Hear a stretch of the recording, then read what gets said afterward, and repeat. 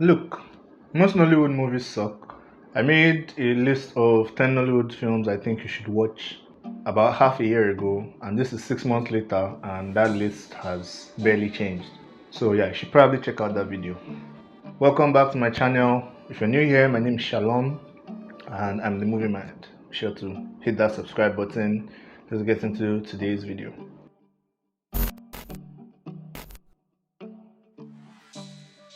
I think the reason why a lot of Nigerian films suck is that the only reason a lot of Nigerian movies exist is because films make money, which is a problem in a country like ours where everybody is just looking for money. Because I don't want to say we're a poor country, but we're a poor country.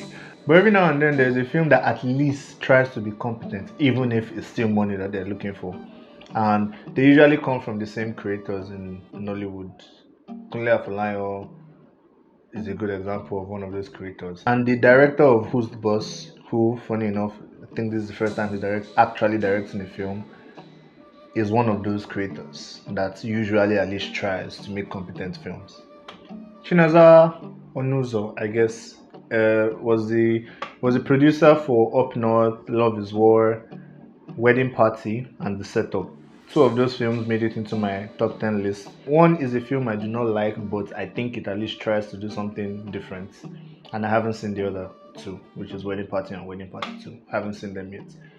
But obviously, he has a track record of at least trying to not just give us the same as everything else that is out there. So once I saw his name attached to this film, I was pretty excited. Although when I saw Funke Akindele, I was kind of scared because she has in my head been associated with a certain type of film that I'm not a fan of.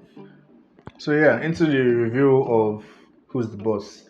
Chinaza Onuzo has produced a bunch of Nollywood films, so naturally the production in this film is quite competent.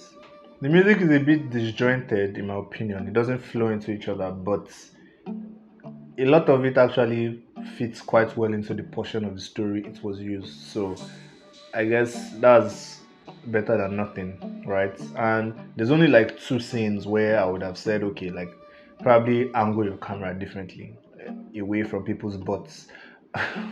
But yeah, overall the production was quite competent. It was pretty decent. The story has pretty good structure, great pacing in my opinion. I love that I never felt like I was wasting my time here, and they still managed to adequately develop the story to the point that I at least cared enough to see how things would go. So the story was pretty good. From the start, I wasn't quite sure where the film was going, and I think it only becomes predictable after it hits like certain narrative. It's like when some things happen, I'm like, oh, okay, so this is where this is going. So yeah, it's tried. Nollywood films are almost always completely predictable from start to finish, except Kunle Afolayan's movies, and I'm guessing some of this man's. I think the romantic turn of this film was entirely unneeded, like completely unnecessary. But the execution wasn't terrible, so it's fine. And then when I went online to check, apparently this is a romantic comedy. It did not feel like a romantic comedy. It felt like a comedy. It's a clever comedy. So I don't know why Nollywood always feels the need to include romance once a film is funny, but I'm not feeling it. Especially in this case, because the theme of standing up for yourself and not settling for less works very well with the characters and the story it has portrayed. And to a degree, I felt like adding the romance element to it interfered with the theme.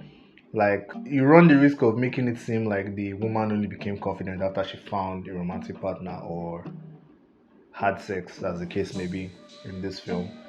But I think they managed to make it work. I was worried that they will have that problem, but they managed to make it work. So it's not too big of an issue. I just personally do not like it here. The performances here were actually really good. And I've seen every single one of the lead actors in this film suck in a movie before. So I am now convinced that the badness of Nollywood acting is not from the actors, it's from whoever is behind the cameras.